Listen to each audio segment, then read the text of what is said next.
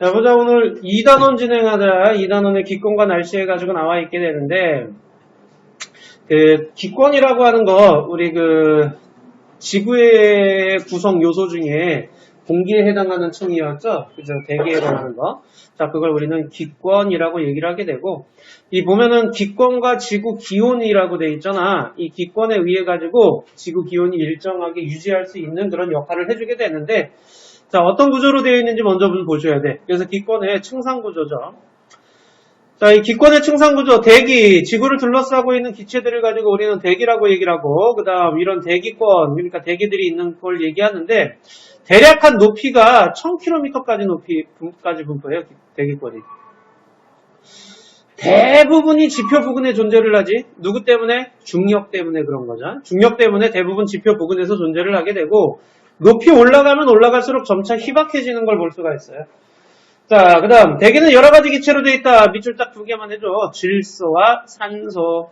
그러니까 공기 중에 제일 많은 양을 차지하는 기체는 질소고요. 그 다음 두 번째로 많은 양을 차지하는 애는 산소다라는 그런 거죠. 자, 그 다음 아르곤, 이산화탄소 뭐 이렇게 쭉 있는데, 자, 플러스 강의 1번에 대기 중 수증기가 차지하는 비율은 매우 적고 시간과 장소에 따라 그 양이 변하지만 기상현상을 이기는 중요한 역할을 한다라고 되어 있는데, 이 수증기가 굉장히 적은 양을 차지하고 있지만은요, 대기에서 기상현상을 일으키는 중요한 놈이다라는 것도 기억은 해주세요. 자, 여기서 별표는 얘야. 3번. 지구의 층상구조. 자, 이 지구의 층상구조가 우리 구분하는 기준 기억해 주셔야 돼. 높이에 따른 기온 변화. 그러니까 이 높이에 따라 가지고 기온의 변화가 나타나게 되는데, 그걸 가지고서는 4개 층으로 구분을 하게 돼요. 자, 이 4개 층으로 구분을 하는데, 우리 맨 밑에부터 얘기할게. 자, 땅바닥에서 위로 올라가면 올라갈수록 공기의 기온이 점점 낮아지죠. 우리 높은 산에 올라가면 추워지는 거, 그죠? 그래서 높이 올라가면 올라갈수록 기온이 점점 낮아지는, 이 낮아지는 구간을 뭐라고 하느냐? 대륙권이라고 얘기를 해요. 자, 대륙권은 지표에서 올라갈수록 기온이 점점 낮아지는데, 왜 낮아집니까? 라는 거죠. 자, 여기 체크해 주셔야 돼. 지표에서 방출하는 에너지가 적게 도달에다가 꼭 밑줄 쳐주세요. 그러니까 지표면에서 방출하는 에너지가 있는데, 높이 올라갈수록 그 에너지가 점점 적게 도달하는 거야. 걔가 적게 도달하니까 온도가 낮아질 수밖에 없는 거죠. 자, 그러면은 요 층만 놓고 보는 거야. 요 층만. 자, 이 대륙권만 놓고 보게 되면은요, 이 밑에 층은 온도가 높아요. 근데 위에 올라갈수록 온도가 낮은 거죠. 그럼 밑에는 따뜻한 공기고, 위에는 찬 공기가 존재하겠네. 따뜻한 공기는 위로, 찬 공기는 아래로. 무슨 현상이냐? 대류 현상이죠. 자, 그래서 대륙권은 대류 현상이 활발하게 일어납니다요. 그리고 또 하나, 기상 현상도 꼭 밑줄을 쳐주셔야 돼요. 자, 기상 현상이 대륙권에서 나타나게 되는데 누구 때문에 그러느냐? 바로 수증기 때문에 그렇다라는 거죠. 자, 수증기가 있기 때문에 기상 현상이 활발하게 일어나게 되고요. 자, 다음 대륙권 계면인데, 여기 지금 위에 보시면 성층권이에요. 성층권과 대륙권 사이의 경계면을 대륙권 계면이라고 해요. 근데 위에 보면은 또 중간권 있죠? 중간권과 성층권 사이의 경계면은 성층권 계면. 그러니까 밑에 층에 이름자를 붙여서 계면자만 붙이면은 경계선이 될 수 있는 거야. 알겠죠? 자, 그래서 성층권과 대륙권 사이의 경계면을 대륙권 계면이라고 하는데, 이 성층권에는 뭐가 존재하면 오존층이 존재를 해요. 자, 이 오존층이 하는 일이 뭐냐? 자외선 흡수거든. 자외선 흡수하면 어떻게 돼? 뜨끈해지겠죠, 그죠? 자, 그러니까 성층권은 이 자외선 흡수 때문에 온도가 점점 이렇게 다시 상승하는 구간이에요. 자, 얘네들이 상승을 하게 되는데, 자, 이렇게 온도가 상승을 하게 되면 밑에 층은 온도가 낮고요, 위에 층은 온도가 높죠. 따뜻한 공기죠. 그러니까 따뜻한 공기가 밑으로 가고 찬 공기가 위로 올라가는 이런 현상은 있을 수가 없는 거죠. 성층권은요, 대기가 안정합니다. 왜요? 대류 현상이 일어나지 않기 때문에요. 기억해 주셔야 돼. 자, 대기가 안정한 이유는 뭐야? 대류 현상이 일어나지 않기 때문에 그렇다라는 거. 적어줘. 자, 그래서 대기가 안정하기 때문에 비행기 항로로 이용돼요. 우리 비행기 타보면 알겠지만은 어디 위를 날아가? 구름 위를 날아가죠. 그죠? 자, 구름이 이제 기상현상이 일어나는 부분이잖아. 그 위를 날아가고 있어. 자, 그 다음. 자, 성층권 계면을 지나서 이제 중간권으로 와요. 자, 이 중간권 보시게 되면은요. 중간권은 이제 다시 온도가 쭉 낮아지게 돼요. 에너지가 적게 도달하기 때문에 쭉 낮아지게 되는데 그러면은 중간권만 놓고 보면 여기는 따뜻한 공기고 여기는 찬 공기가 되는 거지. 그럼 따뜻한 공기 위로, 찬 공기 아래로 하는 대류 현상이 역시 여기서 활발하게 일어나게 된다라는 그런 얘기예요. 자, 대류 현상은 활발하게 일어나지만 대류권과의 차이점, 기상현상은 일어나지 않아요. 왜? 수증기가 없기 때문에. 수증기가 없어서 기상현상은 일어나지 않습니다. 자, 요거 밑줄, 유성 밑줄. 우리가 보는 별똥별이나 유성 같은 경우에는요, 여기 지금 중간권에서 관측을 한다라는 거예요. 자, 다음 열권이에요. 열권은요, 이제 어떻게 되느냐, 온도가 쫙 하고 상승을 하네. 왜요? 태양 에너지를 직접 받아요. 자, 태양 에너지를 직접 받기 때문에 열권에서는 온도가 상승을 하게 되고요. 공기가 매우 희박해요. 우리 인공위성 궤도, 인공위성 흔히 우주에서 돌아다니는 걸로 생각하기 쉬운데 여기 열권 부근에서 돌아다녀요. 그만큼 공기가 희박한 것이야. 자, 그리고 우리 오로라 있죠, 오로라. 극지방 쪽으로 가면 오로라 볼 수 있는데 이 오로라도 역시 열권에서 보여지는 현상이다라는 거 기억해 주시면 돼요. 됐니? 여기 지금 요것도 요 문제도 간혹 나오는데 만약에 성층권의 높은 온도로 오존이 존재하지 않을 경우, 그러니까 오존층이 존재하지 않으면 그 기온 변화 분포가 어떻게 될까요? 라는 거야. 자, 원래대로는 어떻게 돼서 내려가다 올라가다 내려가다 올라가다 이렇게 됐죠. 여기서 올라간 이유가 바로 자외선 흡수 때문에 그런 거잖아. 근데 그게 없으면 어떻게 돼? 그냥 쭉 내려가는 거지. 그래서 두 개 층으로 구분하게 되겠지. 쭉 내려가는 층, 올라가는 층. 그러니까 여기는 어디 층이야? 올라가는 층은 열권이죠, 열권. 오케이? 올라가는 층은 열권이에요. 네. 여기는 그다음 어려운 거 없죠? 층상 구조만 잘 좀 기억해 주시면 돼요. 좋아요. 옆에 문제 한번 해보도록 할까요? 질문 있니 혹시? 질문 없니? 오케이. 그러면은 49쪽 문제를 좀 한번 해보자.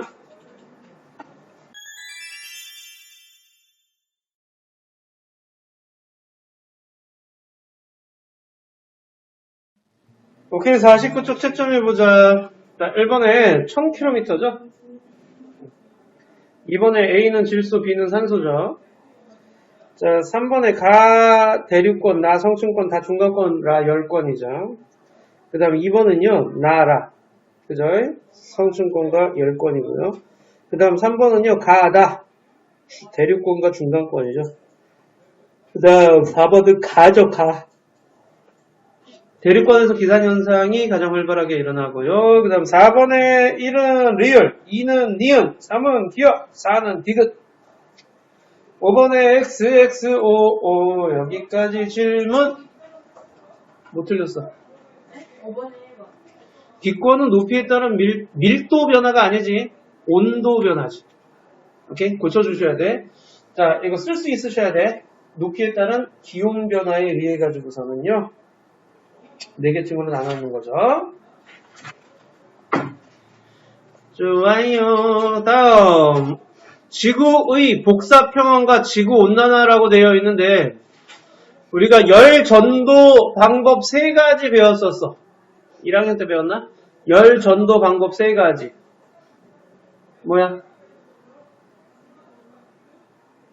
전도, 대류, 복사. 기억나니? 전도는요, 뭐였니? 고체에서 일어나는 열 전달 방법이었죠? 입자의 운동에 의해서 옆을 치면은, 옆에 맞은 아이가 또 역시 운동하면서 옆에 놈을 치고와 같이 고체의 열 전달 방법이고요. 대류는 뭐였니? 액체나 기체에서의 열 전달 방법이었죠? 자, 열 전달 방법이었는데, 대류 같은 경우에는 열을 직접 입자가 가지고서는 이동하는 거였죠. 자, 그 다음, 복사는요? 복사는 스스로 방출하는 거죠. 열이 직접 가는 걸 얘기하는 거였지. 자, 지금 여기서 얘기하는 게 복사 평형, 복사 에너지 뭐 이런 얘기가 나오잖아요. 그죠? 자, 여기 복사 에너지 나왔네?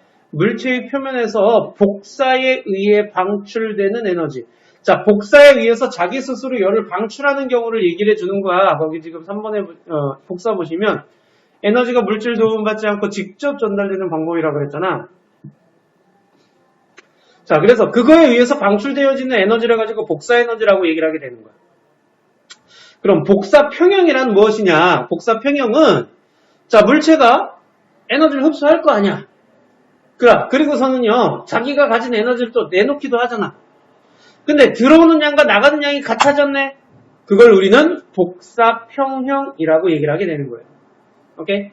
자 복사 평형은 자 물체가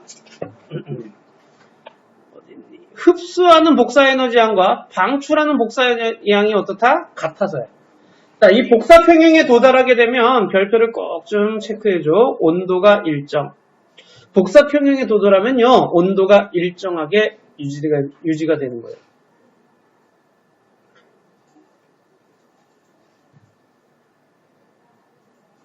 됐나? 자, 온도가 일정하게 유지가 되고요. 자, 복사 에너지 플러스 강의 1번에 보시게 되면 모든 물체는 복사 에너지를 방출하기. 모든 물체는 다 방출해요. 지금 너희들 앉아있는 책상이나 의자나 이런 것들도 복사 에너지 방출 중이야. 물론 너희들도 방출하는 중이고요. 자, 태양에서 방출하는 복사 에너지를 태양 복사 에너지, 지구에서 방출하는 복사 에너지를 지구 복사 에너지라고 얘기를 하게 되는데 이 지구 복사 에너지와 태양 복사 에너지, 그러니까 지구가 흡수하는 에너지 양과 방출하는 에너지 양에 뭐가 있느냐? 복사 평형이 나타나게 돼. 자, 복사 평형이라는 건 뭐였어? 들어오는 양과 나가는 양이 같은 걸 얘기하는 거죠? 복사 평형에 도달하면 어떻게 된다고? 온도가 일정하게 유지된다고. 지구도 마찬가지로 복사 평형에 도달했대. 자, 지구의 복사 평형이라고 되어 있는데 지구가 흡수한 태양 복사 에너지 양과 방출하는 지구 복사 에너지 양이 같잖아. 체크하자. 연평균 기온이 일정하게 유지. 지구가 복사 평형에 도달했기 때문에 연평균 기온이 일정하게 유지될 수가 있게 되는 거예요. 됐니? 자, 그럼 이 밑에 있는 그림이 이제 중요한데 이것도 한번 별표 꼭 좀 쳐주시고요. 눈에 많이 좀 익혀놓으세요. 별도 이거 숫자 노름인데 맨날 30, 70, 요 정도밖에 안 나와. 보시면, 야, 태양 복사 에너지가 왔어, 지구로. 근데 걔 중에는 어떻게 돼? 반사되어 튕겨 나가는 게 있을 거 아니야. 그게 30%야. 대기에서 흡수를 20%, 그 다음, 지표에서 흡수를 50%, 합이 70%를 태양 복사 에너지의 70%를 우리가 흡수를 한 거예요. 우리 지구로 오는 애들 중에서. 자, 그럼 지구도 이제 서서히 덮여지면서 자기의 에너지를 방출시킬 거 아니야. 지구에서 방출하는 지구 복사 에너지. 자, 지표에서 방출을 했으면 대기로 들어가고 대기에서 또 다시 우주로 방출하게 될 거야. 근데 그 와중에 돌아오는 애가 있네. 지표로 재방출되는 애들이 있어요. 그래서 나가는 애들만 따져보게 되면 몇 프로라? 70%란 얘기야. 자, 70% 받았는데 70% 나간대. 이해돼요? 뭐에 도달했다는 얘기야? 복사 평형에 도달했다라는 얘기야. 자, 이 지구가 복사 평형에 도달했기 때문에 지구의 연평균 기온이 일정하게 유지가 될 수 있다라는 거죠. 됐니?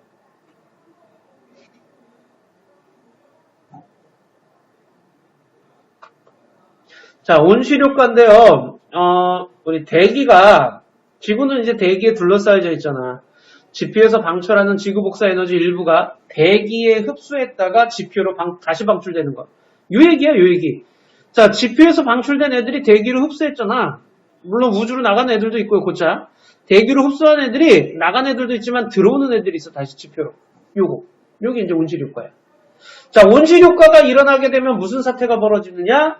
연평균 기온이 높아지게 된다라는 거야. 연평균 기온. 자, 지구와 다른 태양으로부터 거리가 거의 같지만 지구의 대기가 있어서 온실효과가 일어나 온도 변화에서 높은 온도에서 복사 평형이 일어나므로 달에 비해 평균 온도가 높다라는 얘기. 여기 딱 실험 나와있죠. 자, 달에서야 달은 뭐가 없어? 대기가 없어, 달은.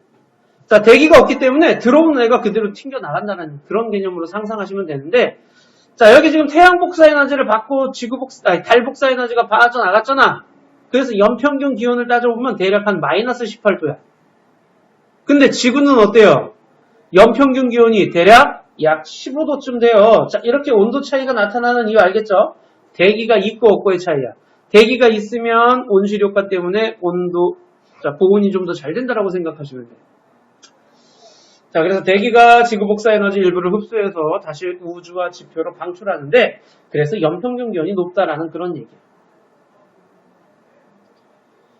자, 지구온난화는요, 우리가 이제 온실효과하고 지구온난화를 좀 많이 비슷한 놈으로 놓고 보는데, 온실효과는 연평균기온을 높여준 거야. 자, 그래서 지구에 있는 생물체들이 살아갈 수 있는 터전이 될 수 있는 거지. 근데 지구온난화는 뭐냐? 얘는 온실을 일으킬 수 있는 가스들, 온실가스라고 얘기를 해요. 이산화탄소, 메테인, 수증기 이런 것들을 온실가스라고 하는데, 이런 온실가스의 증가에 의해서, 자, 온실가스가 증가라는 거야. 그럼 어떻게 되겠어? 온실효과가 강화되겠지. 온실효과가 강화되면 평균기온이 올라가겠죠? 연평균기온이 올라가는 현상, 이 현상을, 평균기온이 높아지는 현상을 지구온난화라고 얘기를 하는 거야. 온실효과가 나쁜 놈이 아니라 지구온난화가 나쁜 놈이죠. 오케이?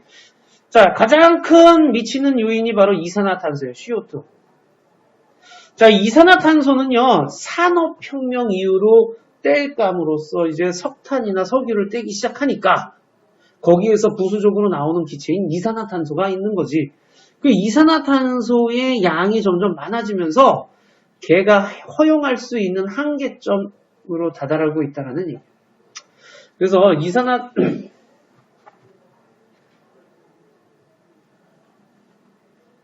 다시 그 지구 온난화에 가장 큰 영향을 미치는 온실가스가 이제 이산화탄소야. 이게 여기 보시면 알겠지만 이산화탄소 농도가 증가함으로 인해 가지고 대기의 이산화탄소 농도가 증가함으로 인해서 우리 연도별 평균 기온을 보시게 되면 같이 증가하는 걸 볼 수가 있어. 그게 이제 산업혁명을 이유로 해가지고선 이산화탄소의 양이 점점 증가하게 되는 거야. 자, 그렇게 해가지고 이산화탄소 농도가 증가하니까 평균 기온이 상승을 하네. 자, 이런 평균 기온이 상승을 하니까 어떤 현상? 빙하 면적 감소. 그러니까 빙하 녹아버리고 해수면이 상승을 하게 되는 거죠. 이 해수의 팽창, 우리 열팽창이라고 얘기를 하는데 온도가 올라가게 되면 물도 역시 팽창을 하잖아요. 그 팽창 정도라든가 빙하에 녹는 정도라든가 이런 것들에 의해서 해수면이 상승을 하게 돼. 자, 그러면 육지 면적이 감소를 하게 되고 폭염, 폭설, 기상이변, 요즘 기상이변 많이 나타나고 있잖아, 그죠? 자, 이런 만년설 감소, 생태계 변화 등등과 같은 엄청난 일들이 나타나고 있다는 거죠. 그래서 우리가 이제 대책을 이렇게 세우고 있다는 얘기야. 여기 옆에 체크해줘. 화석연료 사용 줄이고요. 나무 심고 에너지 절약하고 친환경 에너지 개발하고 이런 짓들을 해야지만이 이런 지구가 죽어가는 걸 막을 수 있다는 거죠. 자, 옆에 여기 위도별 에너지 불균형이라고 되어 있는데 저위도가 뭔지 알죠? 적도 근처 얘기하는 거지. 고위도는요. 극지방 쪽을 얘기하는 거죠. 극지방 쪽 추워. 적도 지방 따뜻해. 왜? 자, 이 태양 복사 에너지양을 많이 받냐 적게 받냐의 차이도 있지만은요. 여기 태양 복사 에너지양이 적도 근처에는 많아. 근데 나가는 지구 복사 에너지양이 적어. 반대로 극지방으로 가면 나가는 지구 복사 에너지양이 많고 들어오는 태양 복사 에너지양이 적어지는 거야. 이 차이에 의해 가지고서는요. 여긴 춥고 여긴 덥고 여긴 춥고가 나타나게 되는데 자, 그럼 여기 남아도는 에너지를 어디로? 극지방 쪽으로 이동을 시켜줘. 누구에 의해서? 밑줄 치자. 대기와 해수에 의해서. 남는 에너지를 부족한 쪽으로 이동시켜주는 거야. 자, 대기, 해수의 순환에 의해 가지고서는요, 저위도에 남는 에너지를 고위도로 운반시켜준다라는 그런 얘기예요. 됐죠? 오케이. 자, 그럼 이번에는 51쪽.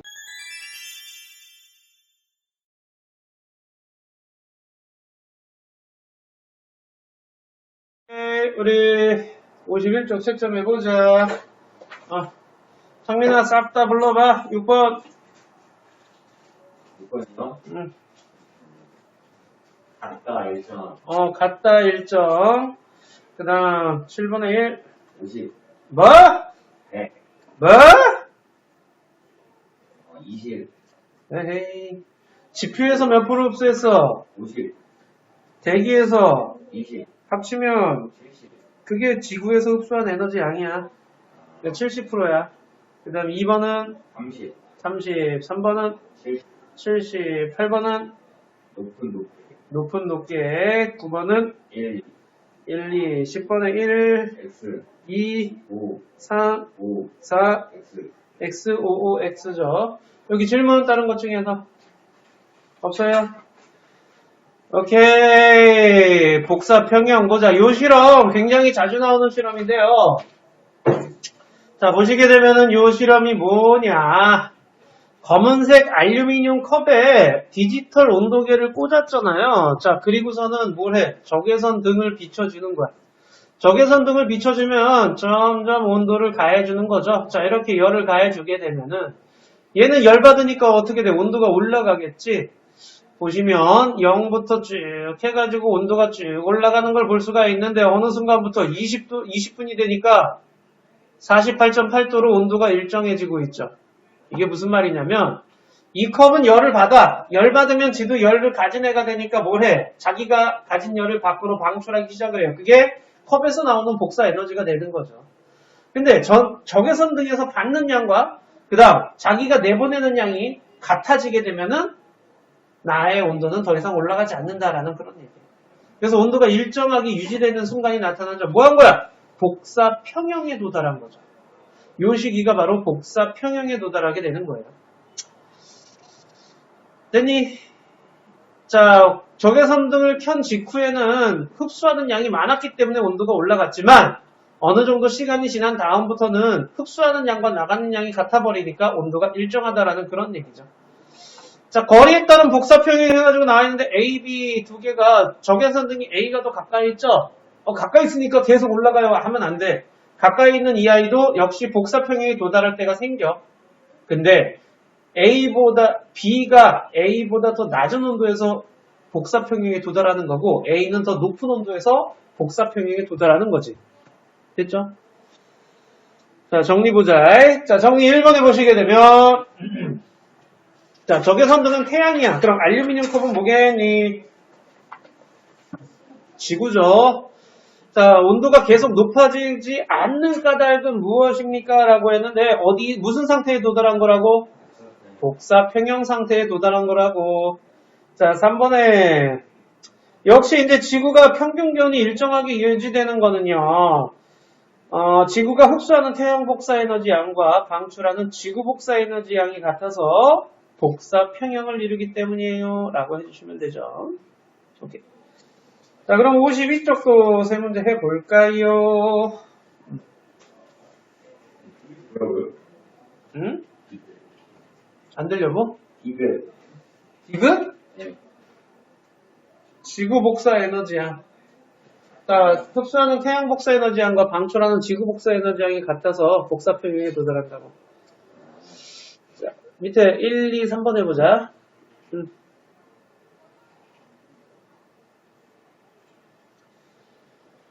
어렵지 않으니까 금방 할 수 있어요. 이거 해봤어요.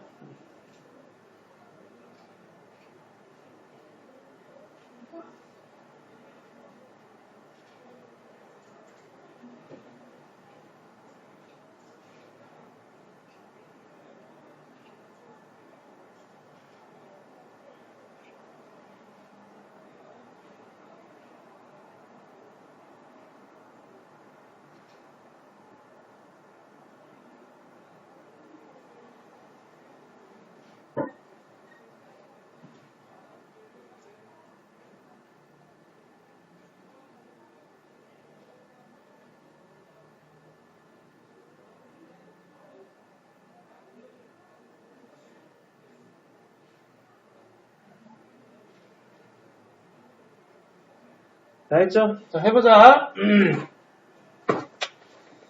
오케이. 정민아 또 답 싹 다 불러보자. XX555. 자, 2번은 나. 3번은 뭐가. 흡수량과 방출량이 같다. 이렇게 좀 풀어서 써줘. 자, 그럼 이번에는 여기서 잠깐 지구에 출입하는 복사에너지라고 되어 있는데요. 저기 태양에서 방출하는 복사에너지 중에서요. 일부분 이렇게 지구로 도달해요. 그럼 지구는 이제 지구에서 이제 또 방출하는 복사에너지가 있을 거 아니야. 그 위도별로 보시게 되면은요. 여기가 저위도야. 저위도는 햇빛을 어떻게 되고 있어? 거의 수직으로 받고 있죠. 그죠? 그러니까 고도가 높은 거예요. 그러니까 좁은 면적에 많은 에너지가 들어와. 그래서 온도가 높아요. 근데 얘는 어때요? 고위도로 갈수록 넓은 면적에 똑같은 에너지가 들어오기 때문에 단위 면적당 들어오는 에너지 양은 오히려 줄어들게 된다는 그런 얘기예요. 자, 그러니까 이 저위도 같은 경우에는요, 들어오는 태양 복사 에너지 양이 많고 나가는 지구 복사 에너지 양이 상대적으로 적어요. 근데 고위도로 가면 어떻게 되느냐? 들어오는 태양 복사 에너지 양이 줄어들어. 자, 그리고 오히려 나가는 지구 복사 에너지 양이 더 많은 거야. 요 얘기하는 거야, 지금. 자, 저위도는 그래서 에너지가 과잉이고요. 그 다음, 고위도로 가게 되면 에너지가 부족해지는 현상이 나타나죠. 그럼 남는 에너지를, 여기 지금 지구가 연평균 기온이 일정한 이유가 여기 남는 양과 이쪽에 부족한 양이 어떻다? 같아요. 그래서 남는 에너지를 부족한 쪽으로 채워주는 거야. 그래서 평균 기온을 일정하게 유지시켜준다라는 그런 얘기죠. 알겠죠? 자, 그러니까 다시 한번 얘기하면은 여기 지금 요걸 A라고 놓고요. 요걸 B라고 놓고요. 요걸 C라고 놓잖아요. 그럼 A는 B 플러스 C랑 같아요. 그러니까 과잉에서 남는 에너지랑 각각 남극 쪽, 북극 쪽에서 부족한 에너지가 같다라는 얘기야. 그래서 저희도의 남는 에너지를 누가 이동시켜준다고요? 밑줄 또 한번 대기와 해수에 의해서, 대기와 해수의 순환에 의해 가지고 남는 에너지가 부족한 쪽으로 이동을 하게 되는 거죠. 알겠죠? 여기까지도? 좋아요. 그럼 밑에 유제 1번부터, 유제 1번밖에 없구나. 오케이. 자, 보기 5개 한번 해보자.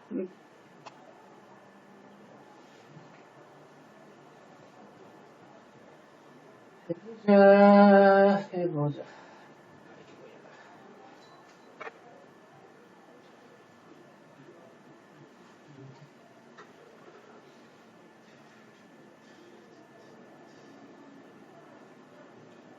초과제가 전혀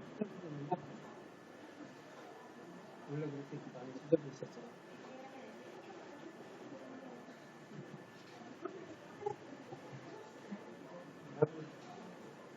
여기 좀 넓어지고 있어 이게. 그래서 비워야 되는데.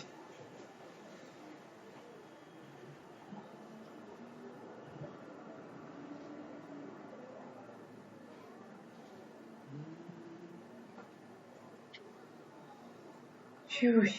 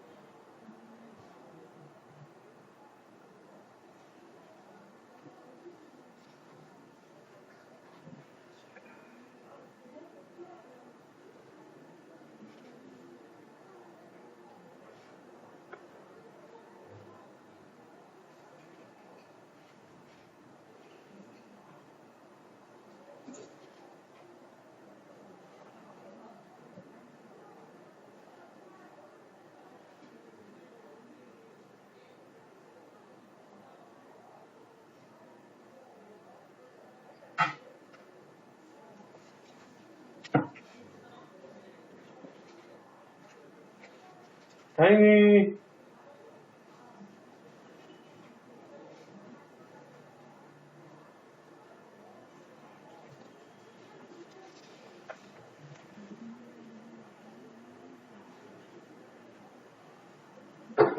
오케이 채점해보자. 자 1번에 가는 태양 복사 에너지죠. 나는 지구 복사 에너지고요. 2번에 B, A 3번에 대기, 해수 4번에 대기가 해수에 순환하면서 저위도에 남는 에너지를 고위도로 운반하기 때문에라는 말이 들어가면 되고요. 5번에 3번이 되는 거죠. 여기서 질문 있니? 5번? 자, 5번에 위도 38도 부근은 태양 복사 에너지 지구 복사 에너지 같다. 여기 지금 38도 여기 있죠? 보이니? 여기. 이건 태양 복사 에너지양과 지구 복사 에너지 같으니까 남는 것도 모자란 것도 없는 거야. 그래서 지금 딱 겹쳐지는 부분이잖아. 그죠? 왜 몇 번이라 했어? 대기하에서는 남는 애들 저희도 지방으로가 아니라 고緯도로 운반해야죠. 오케이.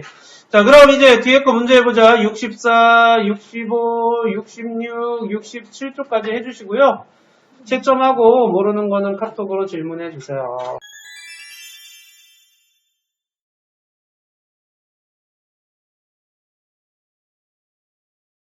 자, 채점하자, 우리 이제.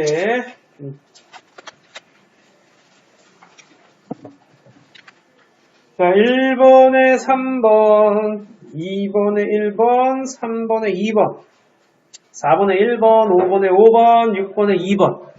자, 요 3문제 중에 질문. 없니? 7번에 5번, 8번에 1번, 5번, 9번에 3번, 10번에 1번, 11번에 2번. 여기서 질문. 10번? 10번. 8번? 8번부터 볼게. 자, 옳은 것을 모두 고르면 넌 8번을 몇 번이나 했는데? 한 번으로. 온도에 관계없이 물체가 방출하는 복사 에너지 양은 모두 같다. 온도가 높은 애는 복사 에너지를 많이 방출하는 거고, 온도가 낮은 애는 조금 방출하는 거지. 오케이? 그래서 3번은 옳지 않은 거고요. 1번에 복사 에너지는 물질 도움받지 않고 직접 전달하는 에너지가 맞고요.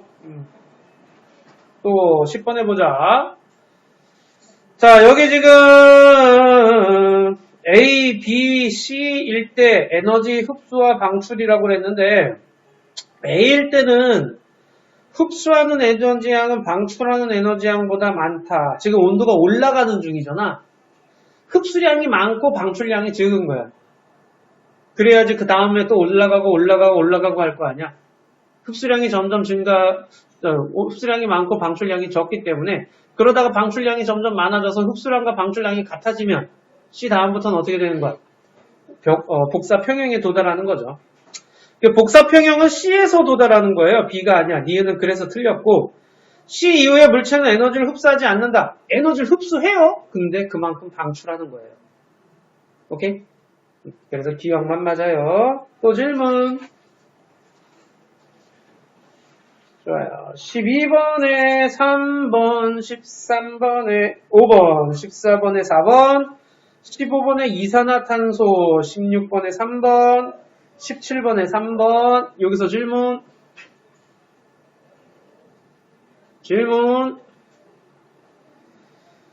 18번에 1은 A 대륙권, C 중간권. 2는 C죠. 중간권은 대류현상은 일어나지만 수증기가 없어서 기상현상은 일어나지 않아요. C예요. 3번에 B층의 기온이 높아지는 까닭은 오존층이 존재하여 자외선을 흡수하기 때문이라고 써주시면 되겠죠. 자, 19번에 복사 평형이죠. 컵이 흡수한 에너지양과 방출한 에너지양이 같아졌기 때문에 그렇죠. 자, 그 다음 20번에는 자, 계속 지구 온도가 상승하지 않는 거는 흡수되는 태양 복사 에너지 양만큼 방출하는 지구 복사 에너지 양이 있는 거죠. 그죠? 지구 복사 에너지를 계속적으로 방출하기 때문에 복사 평형에 도달하였다라는 거예요. 자, 1번에 3번, 2번에 2번, 3번에 2번. 여기서 질문. 3번. 자, 3번에 옳지 않은 것은 그랬는데 A의 양은 B와 C의 양을 합한 것과 같다 그랬는데요. A의 양이 뭐야? 요거는요. A의 양은 지금 뭐야? 지구에서 흡수하는 태양 복사 에너지죠? 네.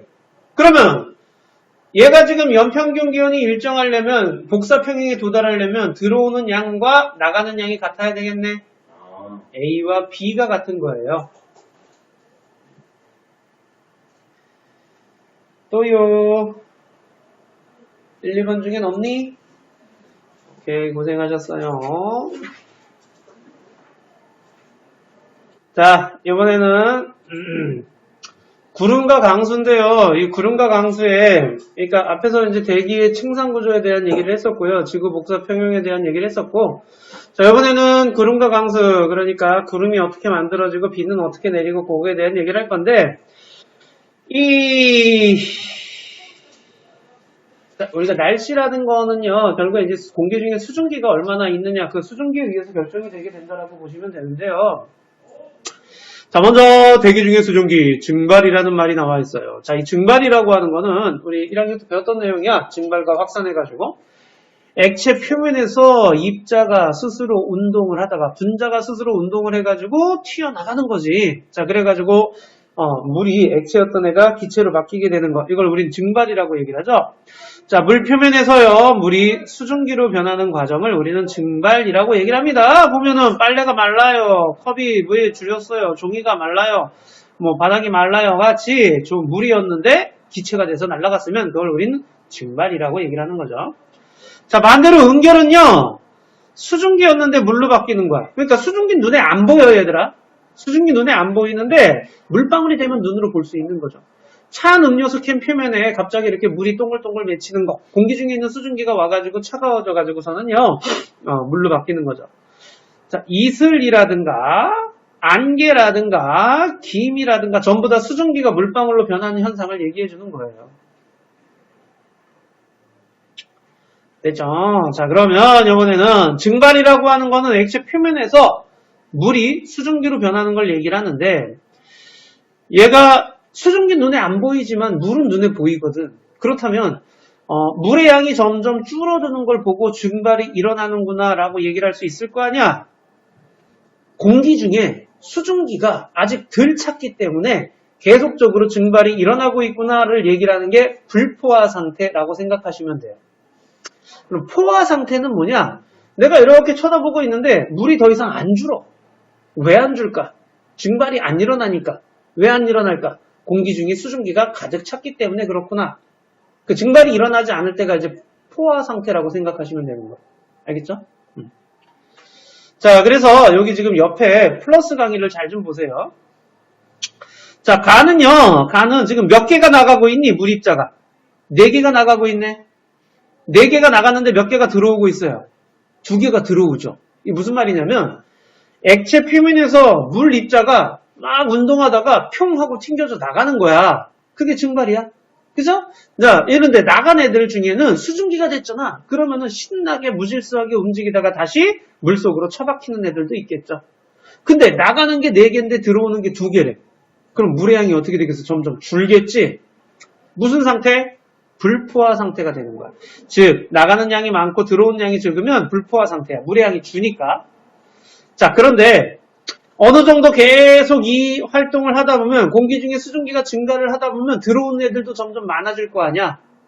그럼 나가는 양과 들어오는 양이 같아질 때가 생기겠지. 그럼 물의 양이 안 줄어. 우리가 봤을 때 물이 안 주니까 무슨 상태인 거야? 포화 상태가 되는 거야.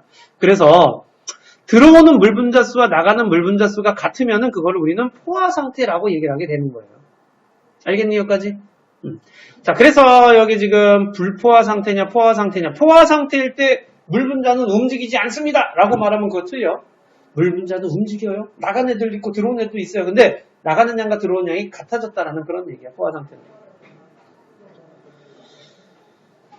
자, 그러면은 공기 중에 수증기가 들어가는 게 포화 상태, 증발이 일어나고 있는 거잖아. 그럼 공기 중에 수증기가 얼마나 들어가 있을까를 따져야 될 거 아니야? 자, 여기 별표 한 번만. 포화 수증기량은 꼭 별표를 쳐주셔야 돼.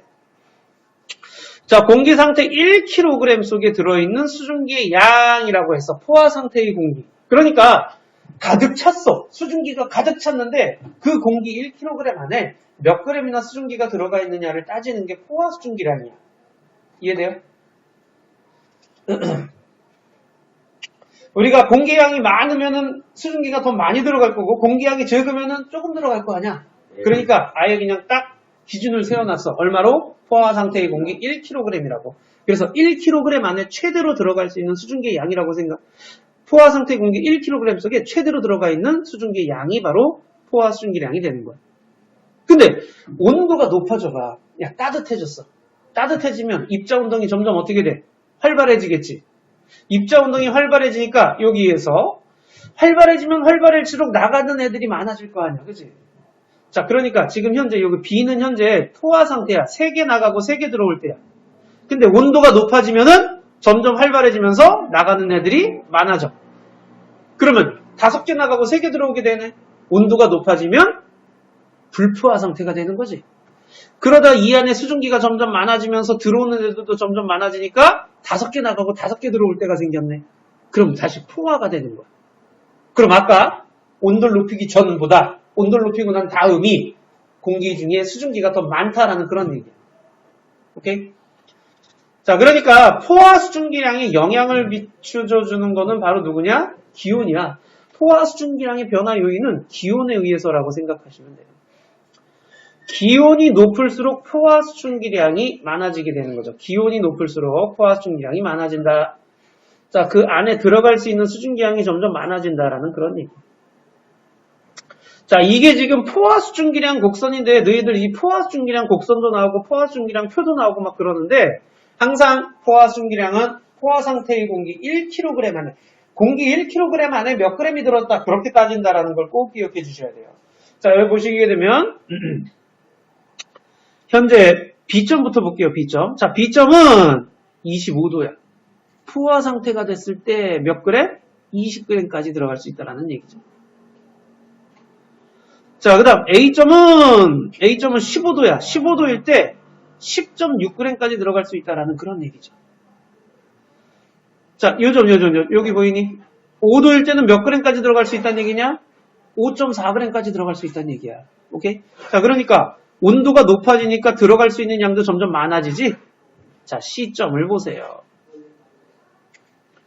C점은 현재 실제 수증기량이 얼마예요? 실제 수증기량이 C점은? 10.6이죠. 근데 C점은 25도니까 몇 g까지 들어갈 수 있어요? 20g까지 들어갈 수 있죠. 자, C점에서 자기 온도에서 최대로 들어갈 수 있는 양이 바로 포화 수증기량이야. 이제 문제가 이렇게 나와. 자, C점의 실제 수증기량은 얼마예요? 그럼 C점이 갖고 있는 양을 얘기를 해야 돼. 10.6입니다. 근데 C점의 포화 수증기량이 얼마예요? 그거는 최대로 가질 수 있는 양을 얘기해 줘야 돼. 그 온도에서 최대로 가질 수 있는 양. 얼마야? 20이에요. 라고 얘기를 하는 거야. 무슨 말인지 알겠어? 포화 수증기량은 최대로 가질 수 있는 양이야. 포화 수증기량은 내가 갖고 있는 양을 얘기하지 않아. 내가 얼마까지 가질 수 있냐를 얘기를 하는 거야. 근데 실제 수증기량은 내가 실제로 갖고 있는 양을 얘기하는 거야. 그래서 C점은 포화 수증기량이 20이고 실제 수증기량이 10.6인데 반해서 B점 보세요. B점은 포화 수증기량이 20이야. 근데 실제 수증기량도 20이야. 이렇게 포화 수증기량과 실제 수증기량이 같잖아. 그 포화 상태인 거야. A점도 마찬가지지. 포화 수증기량이 10.6인데 실제 10.6을 갖고 있네. 그럼 얘는 포화 상태가 되는 거야. 이 그래프 위에 있는 애들은 다 포화 상태예요. 알겠죠? 그럼 포화 수증기량이라고 하는 거는 뭐에 의해서 결정된다고? 온도에 의해서. 그럼 우리는 온도만 알면은 포화 수증기량을 알 수 있어요. 알겠지? 자, 그럼 C점을 우리가 포화 상태로 만들고 싶네? 어떻게 하면 돼? 이만큼 더 집어넣으면 되죠. 9.4g을 더 집어넣으면 되죠. 또 어떻게 하면 돼요? 온도를 15도까지 낮춰버리면 되죠. 그러면 포화 상태가 될 수 있는 거죠. 됐나요, 여기까지? 자, 그런데 말이다. 여기 보자. C점을 포화 상태로 만들려고 온도를 낮추다가 15도가 아니라 몇 도까지 내려가? 5도까지 내려갔어. 자, 이게 되면 어떻게 되느냐? 5도가 되면은 얘는 지금 현재 몇 g 갖고 있어요? 10.6g 갖고 있는데 5도가 되면 몇 g만 수증기로 있어야 돼? 자, 5.4만 수증기로 있어야 돼. 그 얘기는 뭐예요? 나머지 이만큼은 수증기로 있으면 된다, 안 된다? 안 된다는 얘기야. 수증기로 안 있으면 뭘로 바뀌겠니? 야, 수증기 아니면 뭘로 바뀌겠어? 물로 바뀌는 거야. 자, 몇 g이 물로 바뀌었겠니? 10.6에서 5.4만 수증기니까 5.2g이 물로 바뀐다라는 얘기예요. 요걸 응결량이라고 얘기를 해요. 응결량. 그런데 말이다. 쭉 온도가 내려가다가 몇 도일 때부터 응결이 시작됐을까요? 바로 15도일 때부터. 포화 상태가 돼야지 응결이 시작될 수 있는 거야. 알겠니? 자, 그러니까 15도일 때부터 이렇게 응결이 시작되는 거야. 여기 지금 요쪽 칸들이 전부 다 응결량이 되는 거죠. 그러면 C점에 쭉 내려가다가 몇 도일 때? 15도일 때 응결이 시작됐네요. 이걸 우리는 이슬점이라고 얘기해요. 자, 이슬점은 온도예요. 어떤 온도예요? 응결이 시작되는 온도예요. 이슬점은 응결이 시작되는 온도야. 그러니까 이슬점 생각보다 되게 간단해. 내가 얼마나 갖고 있느냐를 가지고서는 그게 쭉 내려가다가 포화 상태가 될 때 온도 얘기하면 되는 거야. 그게 이슬점이에요. 자, 여기 보세요. 칠판 봐봐.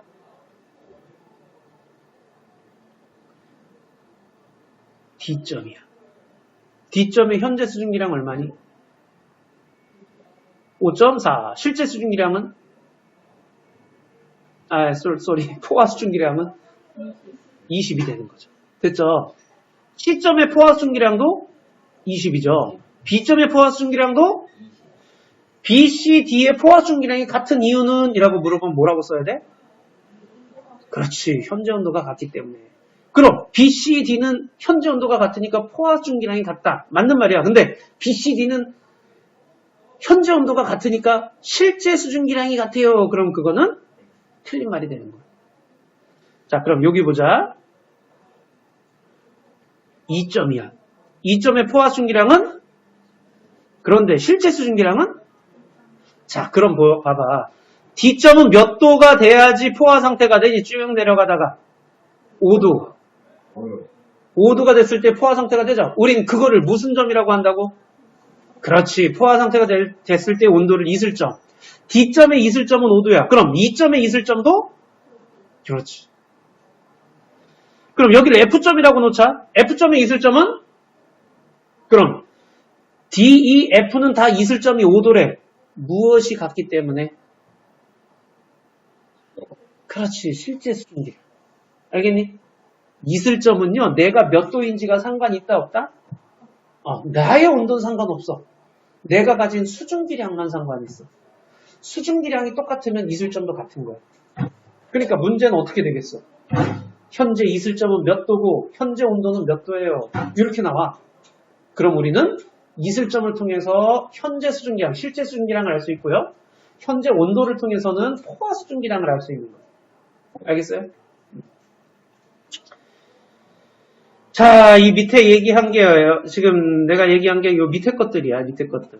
자, 이거 이제 밑줄 한번 별표 한번 딱 쳐보자. 이슬점 별표, 응결이 시작하는 온도, 그죠? 자, 또 한번 별표, 실제 수증기량에 의해서 이슬점은 변화가 된다라는 거야. 실제 수증기량이 많으면 이슬점도 높아져요. 실제 수증기량이 적으면 이슬점도 낮아요. 자, 이슬점 판단이라고 되어 있는데요. 포화 상태가 될 때의 온도, 방금 얘기한 거야. 그죠? 냉각되다가 포화 상태가 될 때의 온도. 그럼 그때부터 응결이 시작되는 거야. 그래서 응결이 시작될 때의 온도. 오케이? 자, 다시 한번 포화 수증기량. 이게 지금 다 똑같은 얘기야, 솔직히. 이 세 개가 다 똑같은 얘기야. 말을 어렵게 해놓고 있지만. 자, 이슬점에서의 포화 수증기량이 곧 실제 수증기량이기 때문에 이슬점의 온도를 안다면 내가 현재 온도도 알 수 있는 거죠. 그 응결량은 결국에는 뭐야? 내가 가진 양보다 내가 가진 양에서 냉각된 온도에서의 포화 수증기량을 빼주면 되는 거야. 지금 A점은 현재 실제 수증기량이 몇 그래? A점은 실제 수증기량? 그렇지. 그럼 A점의 이슬점은 몇 도? 20도가 되는 거죠. 포화 상태가 됐을 때의 온도. 오케이? 그럼 A점을 10도로 낮추면 7.6g만 수증기로 있어야 돼. 나머지는 수증기로 있으면 안 돼. 뭐로 바뀌어? 물로 바뀐다는 얘기죠. 그래서 7.1g이면 7.1g이 응결된다라고 얘기를 하는 거예요. 그 응결되는 양을 응결량이라고 하는데 간단해요. 내가 가진 양에서, 내가 갖고 있는 양에서 냉각된 온도에서 최대로 가질 수 있는 양을 빼주면 되는 거야. 오케이? 냉각된 온도에서 최대로 가질 수 있는 양은 결국에 그 수증기량을 얘기하는 거거든. 그 나머지는 다 수증기가 아닌 물로 바뀐다라는 그런 얘기야. 오케이? 자, 바로 옆에 요거 2번 좀 보자. 가, 수조를 덮지 않은 빛과 물이 계속 증발하여 물의 높이가 점점 낮아진다. 가는 그러니까 뭐 하는 거야? 계속적으로 증발이 일어나는 거죠. 근데 나는요, 수조를 덮어놓으면 어느 정도 물이 내려가다가 변화가 없죠. 무슨 상태에 도달하니까? 포화 상태에 도달했으니까. 자, 그러니까 포화 상태일 때 증발은 일어난다, 안 일어난다? 안 일어난다라고 얘기를 하는 거야. 근데 물 분자는 움직여 안 움직여? 그렇지. 물 분자는 움직이죠. 하지만 증발은 안 일어나요. 자, 기온과 포화 충기량의 관계 실험이라고 되어 있는데 따뜻한 물 드라이기로 이렇게 막 했어. 그랬더니 내부가 맑아졌대. 그걸 찬물에 확 집어넣으면 응결이 막 일어나는 거야. 온도가 낮아졌으니까 그 안에 수증기가 가득 있었는데 응결이 되니까 뿌옇게 흐려지는 거죠. 자, 오케이. 우리 바로 옆에 이제 해보자. 59쪽.